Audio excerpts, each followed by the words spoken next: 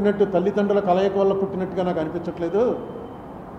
భగవంతుడు నన్ను వేరే పంపించాడు, ఏదో పని మీద ఇక్కడికి పంపించాడు. అందరినీ భగవంతుడు పని మీదే పంపిస్తాడు. ఆ మాట మనం అనుకోవడం కాదు, ప్రజలు అనాలి ఈయన కారణ జన్ముడండి అని.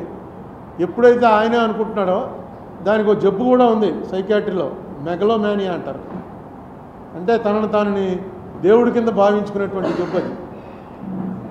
అదేంటో చాలా విచిత్రంగా ఆయన అలా అంటాడు అనుకోలేదు. ఎందుకంటే ఆయన చాలా గొప్ప స్పీకర్. ఆయన ఇవాళ భారతదేశంలో ఆయన్ని మించి హిందీలో స్పీచ్ ఇవ్వగలిగినటువంటి మనిషి ఇంకోటి లేడు. అంత గొప్ప స్పీకర్. ఎందుకు ఆ రాంగ్ అంటే బహుశా అది దృష్టిలో పెట్టుకునే భగవత్ గారు ఆ మాట అని ఉంటాడు. అహంకారం అనేది తలకెక్కితే చాలా ప్రమాదంలో పడిపోతాం. మోడీ గారు కూడా ఇప్పుడు బాగా కంట్రోల్ అయ్యాడు. ఆయన ఒక్కవళికల్లో కానీ ఆయన బిహేవియర్లో ఇది కానీ చూస్తున్నట్టయితే చాలా కంట్రోల్ అయ్యాడు. నాకు ఎప్పుడు కూడా బీజేపీ ప్రభుత్వం రావడానికి నేను ఎప్పుడు వ్యతిరేకం కాదు. ప్రతిపక్షం కూడా బలంగా ఉండాలి. ప్రతిపక్షం లేని డెమోక్రసీయే కాదు. ఇప్పుడు ప్రతిపక్షం ఆంధ్రప్రదేశ్లో 11 స్థానాలకు వచ్చేసింది. స్థానాలు 11 వచ్చినా 2019 ఎలక్షన్లో చంద్రబాబు నాయుడు గారికి ఎన్ని ఓట్లు వచ్చాయో అంతకన్నా 1-2 ఓట్లు ఎక్కువ వచ్చాయి జగన్కి. ఇప్పుడు స్థానాలు 11 వచ్చినా ప్రతిపక్ష పాత్ర మీరు నిర్వర్తించడంలో విఫలమైతే మాత్రం ప్రజాస్వామ్యానికి అర్థమే లేదు. మనం 14లో చూసాం. ఏడాదిన్నర ముందో జగన్మోహన్ రెడ్డి బాయ్కాట్ చేసి అసెంబ్లీని బయటకు వచ్చేసాడు. అసెంబ్లీకి ఎవడ వెళ్ళడం మారించారు. అలాగే 19లో చూసాం. చంద్రబాబు నాయుడు గారు బాయ్కాట్ చేసి బయటకు వెళ్ళిపోయారు. ఎక్కడ కూడా అసెంబ్లీ ఏమీ జరగలేదు. ఇప్పుడన్నా కనీసం ఉన్నది 10 మంది అయినా అసెంబ్లీలో కరెక్ట్గా మీరు ఏం చేయాలి. ఎందుకంటే అత్యున్నత వేదిక అది. ఏం అడగాలనుకుంటున్నారో ఏం చేయాలనుకుంటున్నారో చేయండి. అయిపోయింది. ఇప్పుడు అప్పుడు 23 వచ్చినప్పుడు మీరు చెప్పారు 23 స్థానాలు వచ్చాయి, ఇంక అయిపోయింది చంద్రబాబు నాయుడు చాప్టర్ క్లోజ్ అని. ఇవాళ ఏమైంది? మీకు 11 స్థానాలు వచ్చినప్పుడు వాళ్ళు అంటారు మీ చాప్టర్ క్లోజ్ అని. చాప్టర్లు ఏవి క్లోజ్ అవ్వవు. మీకు ఒక ఉదాహరణ చెప్తాను. ఇదేదో నేను ఊహించి చెప్తుంది కాదు. 1989లో ఇక్కడ సీనియర్లకు తెలిసి ఉంటుంది. 89లో ఫస్ట్ టైం ఎంజీ రామచంద్రన్ చచ్చిపోయిన తర్వాత ఎలక్షన్లు జరిగాయి. మనం 14లో చూసాం. ఏడాదిన్నర ముందో జగన్మోహన్ రెడ్డి బాయ్కాట్ చేసి అసెంబ్లీని బయటకు వచ్చేసాడు. అసెంబ్లీకి ఎవడ వెళ్ళడం మారించారు. అలాగే 19లో చూసాం. చంద్రబాబు నాయుడు గారు బాయ్కాట్ చేసి బయటకు వెళ్ళిపోయారు. ఎక్కడ కూడా అసెంబ్లీ ఏమీ జరగలేదు. ఇప్పుడన్నా కనీసం ఉన్నది 10 మంది అయినా అసెంబ్లీలో కరెక్ట్గా మీరు ఏం చేయాలి. ఎందుకంటే అత్యున్నత వేదిక అది. ఏం అడగాలనుకుంటున్నారో ఏం చేయాలనుకుంటున్నారో చేయండి. అయిపోయింది. ఇప్పుడు అప్పుడు 23 వచ్చినప్పుడు మీరు చెప్పారు 23 స్థానాలు వచ్చాయి, ఇంక అయిపోయింది చంద్రబాబు నాయుడు చాప్టర్ క్లోజ్ అని. ఇవాళ ఏమైంది? మీకు 11 స్థానాలు వచ్చినప్పుడు వాళ్ళు అంటారు మీ చాప్టర్ క్లోజ్ అని. చాప్టర్లు ఏవి క్లోజ్ అవ్వవు. మీకు ఒక ఉదాహరణ చెప్తాను. ఇదేదో నేను ఊహించి చెప్తుంది కాదు. 1989లో ఇక్కడ సీనియర్లకు తెలిసి ఉంటుంది. 89లో ఫస్ట్ టైం ఎంజీ రామచంద్రన్ చచ్చిపోయిన తర్వాత ఎలక్షన్లు జరిగాయి. అంతకుముందు ఆ ఎంజీ రామచంద్రన్ గారి భార్య జయలలిత ఇద్దరు కూడా పార్టీ నాదంటే నాదని కొట్టుకున్నారు. 89 ఎలక్షన్లో క్లియర్గా 169 సీట్లు కరుణానిధి గారి పార్టీకి వచ్చాయి. 30 సీట్లు జయలలిత గారి పార్టీకి వచ్చింది. కరుణానిధి గారు సీఎం అయ్యాడు. నెక్స్ట్ 91లో రాజీవ్ గాంధీ గారు చచ్చిపోయిన తర్వాత అనుకుంటాను ఈ ఎల్టీటీఈకి కరుణానిధికి సంబంధాలు ఉన్నాయనే దీంతో కరుణానిధి ప్రభుత్వాన్ని రద్దు చేశారు. రద్దు చేసి మళ్ళీ ఎలక్షన్లు వచ్చాయి. మళ్ళీ ఎలక్షన్లు వస్తే జయలలితకి 225, కరుణానిధికి 7 సీట్లు. ఎక్కడ 169 తక్కువ 7కి పడిపోయాడు. రూలింగ్లోంచి అపోజిషన్లోకి మెజరబుల్ అపోజిషన్. కానీ ఏడుస్తూ ఇంట్లో కూర్చోలా. నడిపాడు 5 ఏళ్ళు ప్రతిపక్ష పాత్ర నడిపాడు 7గురితోటే. నడిపి 96 వచ్చేటప్పటికి కరుణానిధికి 221, జయలలితకి 4 అసెంబ్లీ సీట్లు. లాస్ట్ టైం 7 వచ్చిన వాడేమో 221 పెరిగాడు. 225 వచ్చిన వాళ్ళు 4కు తగ్గారు. 2011లో మళ్ళీ 203. జయలలిత 2 సార్లు నెగ్గింది. 2016లో కూడా నెగ్గింది ఆవిడ చచ్చిపోవటానికి ముందు. అంతకుముందు ఎప్పుడు ఒకసారి అయినా ఒకసారి ఆవిడ అలా వచ్చేది. 2 సార్లు నెగ్గింది. ఈ రాజకీయంలో ఎప్పుడు కూడా నిస్సత్వ నిస్సహాయత ఉన్నవాడు రాజకీయాల్లోకి రావటమే అనవసరం. ఉదాహరణ చంద్రబాబు నాయుడే. ఆయన వయసుకి మొన్న వేసంకాలం ఈ టీవీలో చూస్తుంటే మనకు చెమటలు పట్టేసేవి. ఏంట్రా బాబు ఇంత ఎండలో అలా పడి మెయిన్ రోడ్డు మీద నిలబడి అలా మాట్లాడుతున్నాడు, చెమటలు కారిపోతుంటే మనకే భరించలేకపోతున్నాం. ఏసీ కూర్చుని ఎలా తిరుగుతున్నాడు అంటే ఆ కసి, ఆ రాజకీయం అనేటువంటి ఆ కసి ఉండాలి, నిస్సత్తువ తగ్గిపోవాలి, నిస్సహాయత నాకు ఎవడో లేడురా అన్నది ఉండకూడదు. అలా చేశాడు కాబట్టి ఆయన మళ్ళీ రివర్స్ అయింది. ఇప్పుడు జగన్మోహన్ రెడ్డి కూడా మా వాళ్ళని కొట్టేస్తున్నారు, ఇవన్నీ కూడా మామూలుగా జరుగుతూ ఉంటాయి. ఈసారి కొంచెం ఎక్కువ జరుగుతూ ఉండొచ్చు. జగన్మోహన్ రెడ్డి దీనికి మైనస్కి ప్రధానమైనటువంటి కారణం ఏంటంటే ఆయన చేసినటువంటి పనులు కక్షతో చేస్తున్నాడు అని మిడిల్ క్లాస్ జనం నమ్మారు. ఆయన చేస్తున్నటువంటివి రూల్ ప్రకారం చేశాడా, రూల్ ప్రకారం చేయలేదా అన్నది పక్కన పెట్టి, రూల్ ప్రకారం చేసినా రూల్ ప్రకారం కాకపోయినా ఇది కక్ష పట్టి చేస్తున్నాడు అని ఖచ్చితంగా మెజారిటీ ప్రజలు నమ్మారు. ఇంకా ఏ బడుగు బలహీన వర్గాల వాళ్ళ ఓట్లు నీకు వస్తాయనుకున్నావో ఆ బడుగు బలహీన వర్గాల వాళ్ళంతా కూడా రెక్కాడితే కానీ డొక్కాడని జనం. ఆ జనానికి 50 రూపాయల లిక్కరు 200 రూపాయలు దాటిపోతే తాగకుండా ఉండలేని పరిస్థితి అనేక సంవత్సరాల నుంచి అలవాటు చేసాం. సాయంకాలం అయ్యేటప్పటికి ఇంటికి వెళ్ళేటప్పుడు లెక్కర వేసుకుని వెళ్ళడం అలవాటు అయిపోయిన వాళ్ళు ఒక్కసారిగా బడ్జెట్లో మార్పు వచ్చేసింది.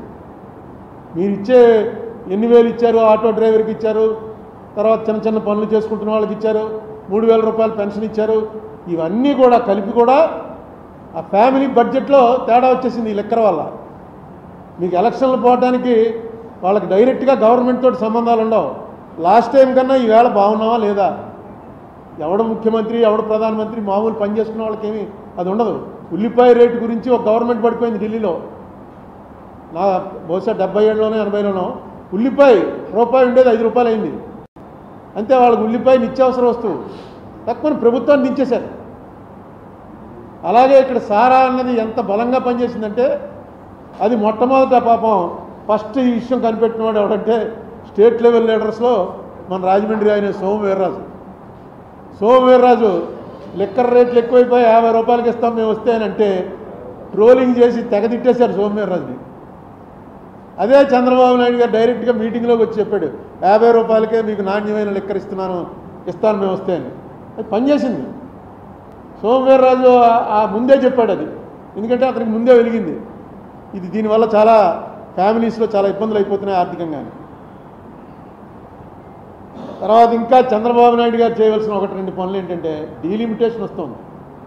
డీలిమిటేషన్ వచ్చి సీట్ల సంఖ్య 700 దాటిపోతుంది. అందుకే పార్లమెంట్ కొత్త బిల్డింగ్ కూడా 700 దాటిన వాళ్ళు 800 మంది పట్టేలా కట్టారు. డీలిమిటేషన్లో మన పాత్ర కరెక్ట్గా, ఎందుకంటే సౌత్ మొత్తం మనకి ఇచ్చేటువంటి డబ్బు బాగా ఇప్పటికే చాలా తక్కువ ఇస్తున్నారు. అది నేను అనేకసార్లు మీకు లెక్కలన్నీ చెప్పాను. మనం ఆంధ్ర నుంచి 100 రూపాయలు వాళ్ళకి ఇస్తుంటే, కేంద్రానికి వెళ్తుంటే ఆంధ్ర నుంచి మనకి వెనక్కి వచ్చేది 63 రూపాయలు మాత్రమే వస్తుంది. అదే ఉత్తరప్రదేశ్కి 100 రూపాయలకి 120 రూపాయలు వెళ్తుంది, బీహార్కి 140 రూపాయలు వెళ్తుంది. కారణం ఏంటంటే జనాభా అన్నారు. ఈ జనాభా తగ్గించమని కేంద్ర ప్రభుత్వం వాళ్ళు పెట్టినవన్నీ కూడా మనం ఫాలో అయ్యాం. సౌత్లో జనాభా తగ్గించాం, దానికి పనిష్మెంట్ ఇవ్వకూడదు కదా. జనాభా తగ్గించినందుకు మనకేదో ఇంటెన్సివ్ ఇవ్వాలి. అది కాకుండా ఇప్పుడు పనిష్మెంట్ దిశలోకి పోతుంది. ఇక రేపు పార్లమెంట్లో పరిస్థితి ఎలా వస్తుందంటే సౌత్ అంతా కలిపి 200 సీట్లు కూడా ఉన్నాం, వాళ్ళు 600 సీట్లు పెరిగిపోతారు జనాభా లెక్క. పెరిగిపోతే వచ్చేటువంటి ప్రమాదం, సౌత్కి వచ్చేటువంటి ప్రమాదాన్ని ఎలా నివారించాలి అనే విషయం కూడా సౌత్లో ఇప్పుడు ఉన్నటువంటి లీడర్స్లో చంద్రబాబు నాయుడు గారికి కనెక్షన్లు ఉన్న లీడర్ కాబట్టి, అన్ని పార్టీల్లో కనెక్షన్లు ఉన్నాయి కాబట్టి ఆయన చేసి దాని విషయం కూడా దృష్టి పెట్టాలి. తర్వాత ఈవీఎంలు, ఫస్ట్ ఈవీఎంలు తప్పు అని చెప్పింది చంద్రబాబు నాయుడు గారే. ఆయనతో పాటు ఉండేటువంటి ఆయన పార్టీ లీడర్ ఒక ఆయన హరిప్రసాద్ గారని, ఆయన అయితే అరెస్ట్ కూడా అయ్యాడు. ఆ ఈవీఎంలు చూపించి ఇవి ఎలా పనిచేయవో అన్నీ చూపించాడు ఆయన. ఎక్కడ నొక్కితే ఎక్కడికో వెళ్ళిపోవటం, ఇవన్నీ ఎలా ఉంటాయో చూపించాడు. చూపించిన ఆయన వాళ్ళు మీకు ఇప్పటికి కూడా ఈవీఎంల గురించి మొట్టమొదట మాట్లాడింది ఎవర్రా అని చూస్తే మనం చంద్రబాబు నాయుడు గారే అప్పు వచ్చేసాడు. దీని మీద కూడా ఏదైనా చేయండి. ఇవాళ ఎవరో వీడియో పంపారు, 20 లక్షల ఈవీఎంలు అసలు కనపట్టలేదు. 60 లక్షల ఈవీఎంలకు ఆర్డర్ ఇచ్చారు, ఇంపోర్ట్ చేసుకున్నారు, 40 లక్షలు వాడారు. మిగతా 20 లక్షలు ఎక్కడో ఉండాలి కదా. ఎక్కడున్నాయని రైట్ టు ఇన్ఫర్మేషన్ అడిగితే ఎలక్షన్ కమిషన్ వాళ్ళు మాకు 40 లక్షలు ప్రభుత్వం ఇచ్చారు, 40 లక్షలు వాడామంటే మాకు తెలియదు అన్నట్ట. ప్రభుత్వాన్ని అడిగితే ప్రభుత్వం మాకేం తెలిసి ఎలక్షన్ కమిషన్ అడగండి అంటుంది. 20 లక్షల ఈవీఎంలు దింపారు, అవి ఏమైపోయాయో తెలియట్లేదని ఈవేళ ఒక పెద్ద లీడర్, ఆయన కమ్యూనిస్ట్ లీడరు, ఆయన పెట్టాడు 20 లక్షలు ఏమైపోయాయి. ఇలాంటి వాటిని అన్నిటి నుంచి కూడా ప్రజల్లో అసలు అనుమానమే రాకూడదు. మనం వేసిన ఓటు కరెక్ట్గా దానికి వెళ్తుందా, ఇది మారిపోతుందా అనేటువంటి అనుమానమే రాకూడదు. చంద్రబాబు నాయుడు గారు ఆ విషయం మీద కూడా ఆయన దృష్టి పెట్టాలి. ఎందుకంటే మంచి అవకాశం వచ్చింది. బీజేపీ ఎన్డీఏ కూడా, ఎన్డీఏకి ఇండియాకి ఓన్లీ 2%, 2 కూడా పూర్తిగా లేదు, 2% ఓట్స్ డిఫరెన్సే ఉంది ఇండియా గ్రూప్కి ఎన్డీఏకి. సీట్లు వీటిలో చాలా తేడాలు వస్తాయి. సీట్లు బట్టి కాకుండా ఓటింగ్ చూసుకుంటే ఎన్డీఏకి దీనికి కేవలం 2% కూడా పూర్తిగా లేదు, 1.9% తేడాలో ఉన్నారు. ఇది మంచి అవకాశం. ఈ మంచి అవకాశాన్ని చంద్రబాబు నాయుడు గారు సద్వినియోగం చేసుకోవాలని కోరుకుంటున్నా. మనకు కూడా ఇక్కడ ఇటువంటి వీళ్ళు కూడా వైసీపీ వాళ్ళు కూడా ఏం డిస్కరేజ్ అవ్వాల్సినటువంటి అవసరం లేదు. 26 సీట్లు వచ్చాయి. గుర్తు చేసుకోండి, 94లో నేను ఫస్ట్ అసెంబ్లీకి పోటీ చేసినప్పుడు పివి నరసింహారావు గారు ప్రధానమంత్రిగా ఉండగా ఇక్కడ కాంగ్రెస్కి వచ్చినటువంటి సీట్లు 26 మాత్రమే. ఏది 294కి 26, 296కి 26 వచ్చింది. మళ్ళీ ఎలక్షను 96 నుంచి 99లో కొంచెం పెరిగాం. 2004 వచ్చేటప్పటికి 181 సీట్లతో అధికారంలోకి వచ్చాం. రెండే పార్టీలు ఉన్నప్పుడు, ఇప్పుడు రెండే పార్టీలు ఉన్నాయి ఇక్కడ. మిగతా పార్టీలు ఎవడో ఒకటి జారపడాలి. ఒకటి జగన్మోహన్ రెడ్డి పార్టీ, ఒకటి నారా చంద్రబాబు నాయుడు పార్టీ. ఈ రెండే పార్టీలు ఉన్నప్పుడు ఇలాంటివి సాధ్యం అవుతాయి, వన్ సైడ్గా ఇటో వన్ సైడ్గా అటో. కాబట్టి వీళ్ళు డిస్కరేజ్ అయిపోక్కర్లేదు. వాళ్ళు కూడా ఏదో ఇంక అయిపోయింది, స్మాష్, ఇంక జగన్ పార్టీ క్లోజ్ అయిపోయింది, ఇంకా మనమే అని వాళ్ళు అనుకోక్కర్లేదు. ఇక్కడ ఈవేళ ఉన్నటువంటి వాతావరణం చంద్రబాబు నాయుడు గారి ఎక్స్పీరియన్స్కి తగ్గట్టుగా రైట్ టైంలో రైట్ డెసిషన్ వచ్చిందని నేను అనుకుంటున్నాను. ఎందుకంటే ఇదే పాత్రలో ఇంకొకళ్ళు ఎవరైనా ఉంటే ఇంత బాగా ప్లే చేయలేదు. అంటే చేస్తారని నేను అనుకుంటున్నాను. ఇప్పటివరకు ఏమీ మొదలవలేదు, ఇంకా మంత్రివర్గం ఎవరెవరికి ఇచ్చారో కూడా తెలియలేదు. కానీ ఖచ్చితంగా చంద్రబాబు నాయుడు గారి ఇంపార్టెన్స్ ఢిల్లీలో చాలా పెరుగుతుంది. చంద్రబాబు నాయుడు అండ్ నితీష్ కుమార్ వాళ్ళు చెప్పినట్టుగా నడవలసినటువంటి అవసరం బీజేపీ మోడీ గారికి ఉంటుంది. దాన్ని ట్యాక్ట్ఫుల్గా స్టేట్ ఇంట్రెస్ట్కి చేసుకోవడంలో ఆయన కనుక కరెక్ట్గా పెడితే డెఫినెట్గా సక్సెస్ అయ్యే అవకాశం ఉంటుంది. అలాగే ఇప్పుడు ఆయన శిష్యుడే రేవంత్ రెడ్డి, శిష్యుడు అనొచ్చో లేదో, లేకపోతే కొలీగు రేవంత్ రెడ్డి పక్కన సీఎం అయి ఉన్నాడు. ఆయనతో కూడా షెడ్యూల్ 9, షెడ్యూల్ 10 వెంటనే సెటిల్ చేసుకోండి. మనకు ఎంత వస్తుందో చూడండి. అది కూడా మొన్న ఎఫిడేవిట్లో వేసిన ప్రకారం, మన ఏపీ గవర్నమెంట్ వేసిన ఎఫిడేవిట్ ప్రకారం చూసుకుంటే అది ఎంత రావాలి మనకి, ఇంతకుముందు చెప్పాను మీకు, అది దాదాపుగా 1,30,00,000 కోట్లు రావాలి. 1,30,000 కోట్లు, 1,30,000 కోట్ల రూపాయల్లో 58% మనకు రావాలి. షెడ్యూల్ 9, షెడ్యూల్ 10 అసెట్స్ వాల్యూ కడితే, ఈ వాల్యూ కట్టింది కూడా చాలా కాలం అయింది, ఇప్పుడు ఇంకా చాలా పెరుగుంటుంది. 1,42,000 అయితే అదే కరెక్ట్. 1,42,000 అది మనకి ఎఫిడేవిట్లో వేశారు. నేను వేసిన కేసులో ఎఫిడేవిట్లో 1,42,000 కోట్ల రూపాయలు అన్డిసైడెడ్గా ఉంది అని వేశారు. ఆ వేసిన దాంట్లో ఇప్పుడు మనకి ఎంత రావాలో అక్కడ ఉన్నది రేవంత్ రెడ్డి గారు, నెక్స్ట్ బెస్ట్ ఉన్నది బీజేపీ. అదే కేసీఆర్ గారు ఉంటే ఆయన నేను ఇంతకాలం ఇవ్వకుండా ఆప్ చేశాను, రేవంత్ రెడ్డి వచ్చి ఇచ్చేసాడు, చంద్రబాబు నాయుడుతో కలిశాను అనే అవకాశం ఉంటుంది. కానీ ఇప్పుడు కేసీఆర్ కాదు, అక్కడ 2 జాతీయ పార్టీలే ఉన్నాయి, బీజేపీ కాంగ్రెస్, వీళ్ళిద్దరూ కలిసే చేశారు ఆ యాక్ట్. అందుకని ఖచ్చితంగా యాక్ట్ ప్రకారం ఇంప్లిమెంట్ చేయండి అంటే రేవంత్ రెడ్డి గారు ఆల్రెడీ ఒక కమిటీ వేశారని మొన్న ఎప్పుడో పేపర్లో చూశాను. రేవంత్ రెడ్డి గారు ఖచ్చితంగా చంద్రబాబు నాయుడు గారు అంటే వీళ్ళిద్దరికీ కూడా కొంత పాత పరిచయాలు, ఆ క్లోజ్నెస్ ఉంది కాబట్టి దాన్ని కూడా స్టేట్ ఇంట్రెస్ట్కి వాడాలని కోరుకుంటున్నా. 1,42,000 కోట్లుగా చెప్పాను. తర్వాత నేను వేసినటువంటి ఏపీ రీఆర్గనైజేషన్ కేసులో కూడా ఇంకా జగన్మోహన్ రెడ్డి ప్రభుత్వం అందులో ఎఫిడేవిట్ వేసి కౌంటర్ వేశారు. ఆ కౌంటర్ వేసిన దాన్ని మీరు కొనసాగించండి, ఇంకొక పెద్ద ప్లేటర్ని పెట్టి దాని విషయం కూడా ఏపీ రీఆర్గనైజేషన్ కేసు మీద నేను వేసినటువంటి కేసులో మనం ఏదైతే అడిగామో రిలీఫ్, ఆ రిలీఫ్కి ప్రభుత్వం తరఫున ఎవరన్నా పెద్దవాళ్ళు వస్తే ఆ కేసు కూడా కరెక్ట్గా నడుస్తుంది. అలాగే నేను ఎప్పటి నుంచో చంద్రబాబు నాయుడు గారిని కలిసి కూడా అడిగాను. ఒకసారి పార్లమెంట్ లోక్సభలో 18/2/2014 నాడు ఏం జరిగింది, అనేక సార్లు మోడీ గారు అమిత్ షా గారు రాజ్యసభలోనూ లోక్సభలోనూ చెప్పారు, ఆంధ్రప్రదేశ్కి జరిగినంత అన్యాయం ఇప్పటివరకు ఈ పార్లమెంట్ వచ్చాక ఎవరికీ జరగలేదు, మీరా మాకు పాఠాలు నేర్పుతారని కాంగ్రెస్ వాళ్ళని నిలదీశారు వాళ్ళు. మీరు ఒక్కసారి అడగండి ఏం జరిగింది ఆ వేళ, దాని మీద చర్చ పెడదామని. నా దగ్గర చాలా మెటీరియల్ ఉంది, అలా దాచుకుని ఉంచాను. ఆ వేళ ఎంతమంది హాజరయ్యారు, హాజరైన వాళ్ళందరూ సరిపోతారా అసలు? నిజంగా ఆ వేళ ఓటింగ్ పెడితే ఏపీ రీఆర్గనైజేషన్ పాస్ అవుతుందా యాక్టు, బిల్లు యాక్ట్ అవ్వడానికి అవకాశం లేదు. అవన్నీ ఆధారాలతో ఉన్నాం. అసలు అక్కడ చర్చే పెట్టడానికి 10 ఏళ్ళు అయింది. వైసీపీ వాళ్ళు ఉన్నప్పుడు పెట్టలేదు, అంతకుముందు చంద్రబాబు నాయుడు గారు ఉన్నప్పుడు పెట్టలేదు. ఇప్పటికైనా ఒక చర్చ, ఒక చిన్న చర్చ మీద ఓటింగ్ కూడా ఓటింగ్ అక్కర్లేనటువంటి చర్చ ప్రజలకు తెలియటానికి. ఇన్ని ఆంధ్రప్రదేశ్లో ఉన్న మీడియా అంతా కూడా ఆవేళ దీన్ని వ్యతిరేకిస్తూ ఇక్కడ పనిచేశారు. అన్ని పార్టీల వాళ్ళు ఎక్సెప్ట్ సిపిఎం, జయప్రకాష్ నారాయణ, ఈ 2 పార్టీలు తప్ప అన్ని పార్టీల వాళ్ళు కూడా దీన్ని వ్యతిరేకించారు. ఏం జరిగిందో కూడా ఎవరికి తెలియదు. అయిపోయిందంటే అయిపోయిందన్నారు, తలుపులు మూసేశారు, టీవీ ఆపేశారు.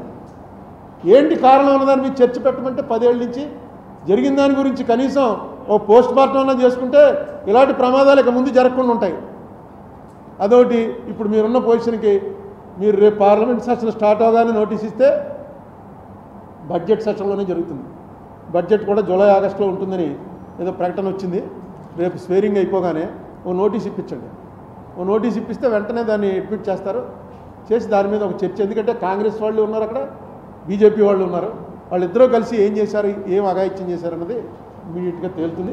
తేలటం వల్ల వచ్చేటువంటి ప్రయోజనం ఏంటంటే ఆంధ్ర వాళ్ళు వదలలేదురా, వాళ్ళకి జరిగినటువంటి నష్టం దేశం చేత ఒప్పించారు, ఆ వాళ్ళు తప్పు చేశారు మీరు అని యావత్ భారతదేశం చేత పార్లమెంట్లో ఒప్పించారు అనేటువంటిది చిన్న ఎఫెక్ట్ కాదు. లేకపోతే మనల్ని అసలు వీళ్ళు ఏమీ లేదురా, అధికారం కోసం కొట్టుకోవడమే తప్ప వీళ్ళకి ఏదో కాంట్రాక్ట్లు ఇవ్వడం, ఆ కాంట్రాక్టర్లకు ఇస్తున్నావా లేదా, వాళ్ళే నడుపుతారు ఆంధ్రాలో రాజకీయాలని, పొలిటీషియన్లకు ఏం సంబంధం లేదని ఏదైతే ఒక ఇంప్రెషను నార్త్ ఇండియాలోకి వెళ్ళిందో దాన్ని వెంటనే మనం ఆపుకోవాల్సినటువంటి అవసరం ఉంది. అదే విషయం చేత తర్వాత వీటి మీద కూడా మొన్న